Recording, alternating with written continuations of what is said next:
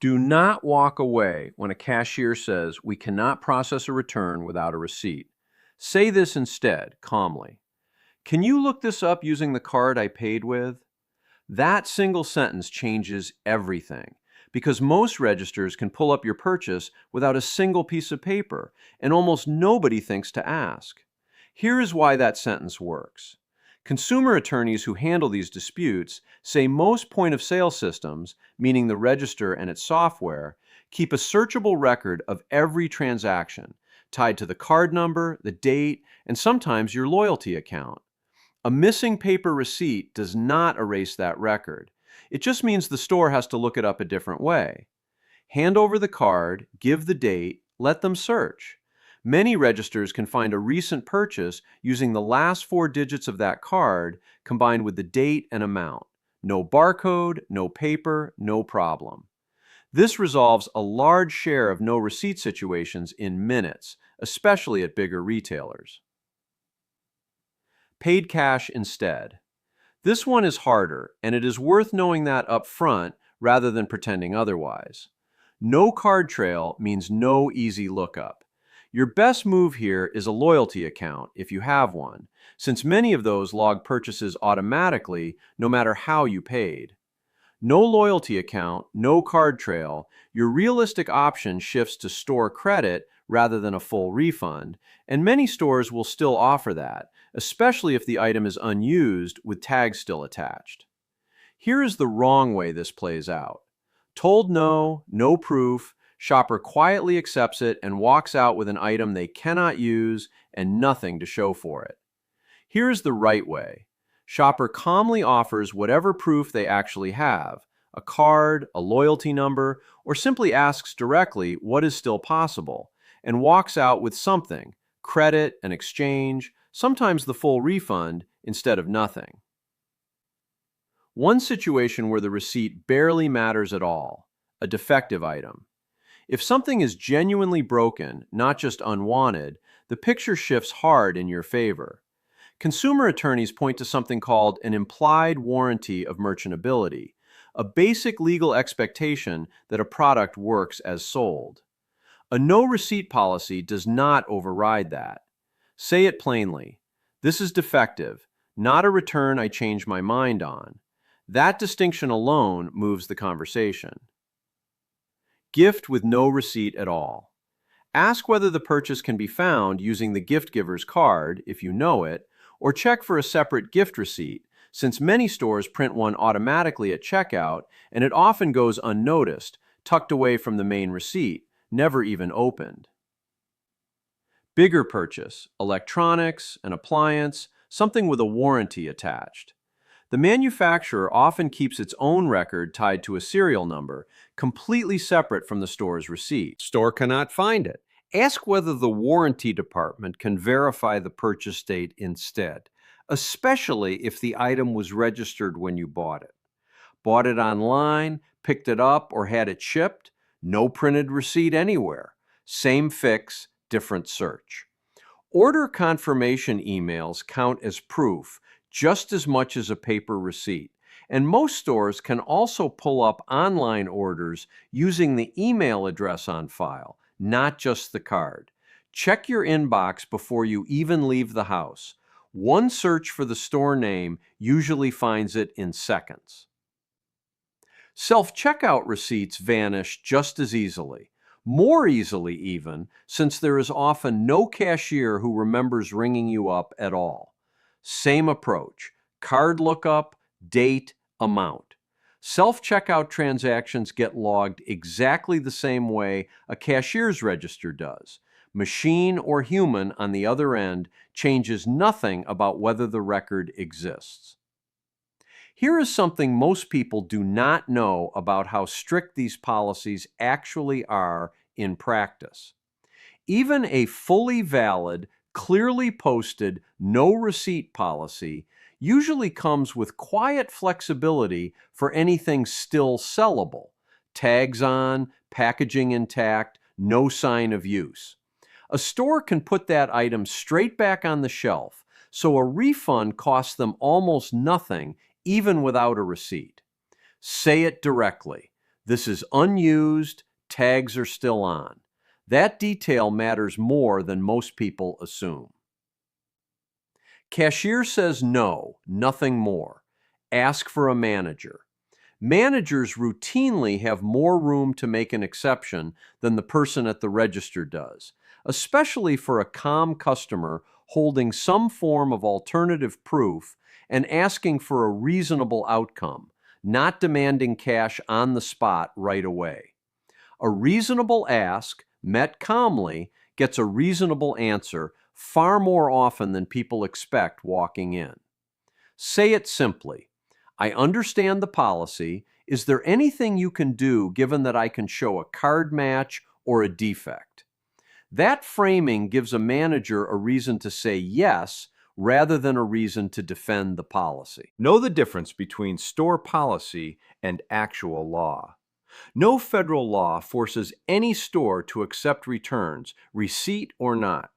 But several states require a return policy to be clearly posted if a store wants to restrict returns at all.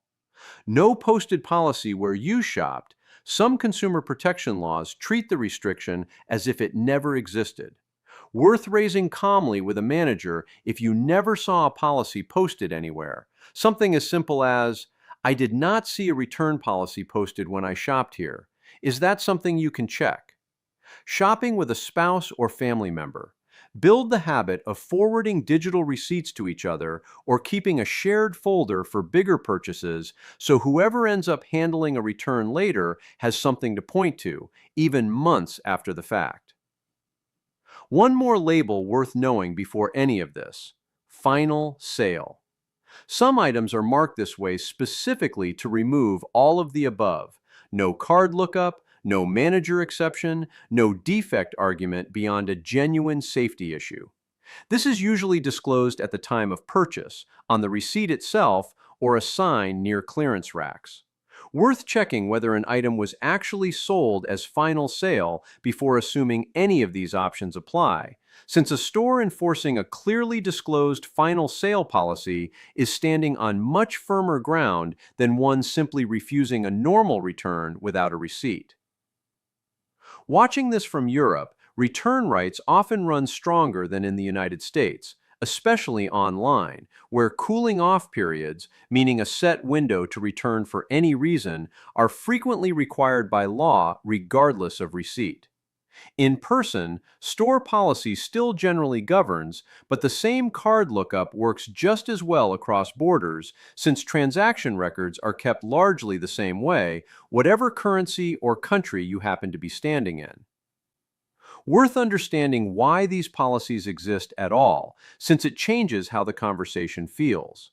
They exist to stop one specific thing: someone returning an item they never actually bought there, or something stolen and quietly turned into cash at customer service. A calm request to verify the purchase a different way works with that concern instead of against it. You are not fighting the policy, you are solving the exact problem the policy was written to catch, just from the honest side of it. That is exactly why it tends to land better than simply demanding cash with nothing to back it up.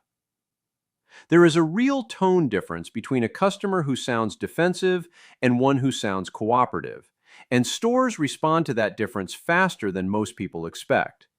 Leading with the card, the loyalty number, the defect, the tag still on, before a manager even has to ask for it, signals you already understand why the policy exists and are simply offering the store a different way to satisfy it. That alone shifts most of these conversations from a standoff into a quick, practical fix.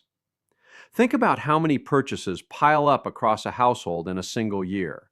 A gift that does not fit, an appliance the wrong size for the kitchen, clothes that look different online than they do in person. Most never need a return at all. The rare one that does is never predictable in advance, which is exactly why it is worth knowing, long before you need it, that a missing receipt is a speed bump, not a locked door.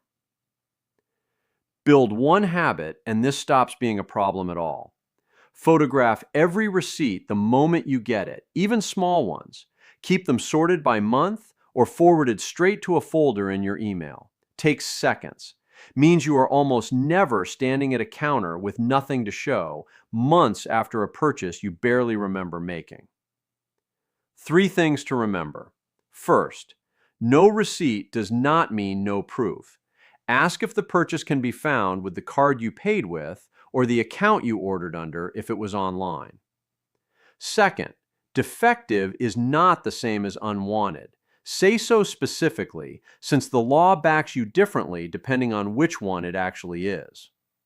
Third, a flat no from a cashier is not the final word.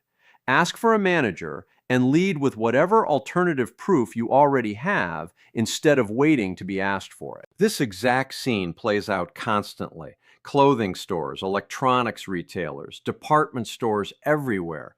And it almost never gets explained clearly to the person standing there holding something they just want to return. Most no receipt policies exist for a real reason, stopping fraud, not stopping honest customers from getting their money back. A missing paper receipt is rarely actually the end of the conversation, even when it is handed to you like one. And knowing that changes how you stand at that counter before you have even said a word. Go back to that counter for a second. Cashier says, no receipt, no return.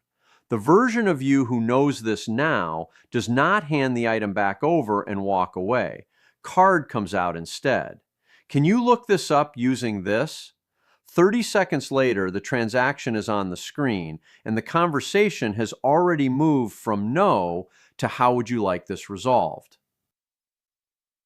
If this helped you feel a little more prepared, consider subscribing because this channel exists to walk through exactly these kinds of everyday moments so you always know what to say before you need it.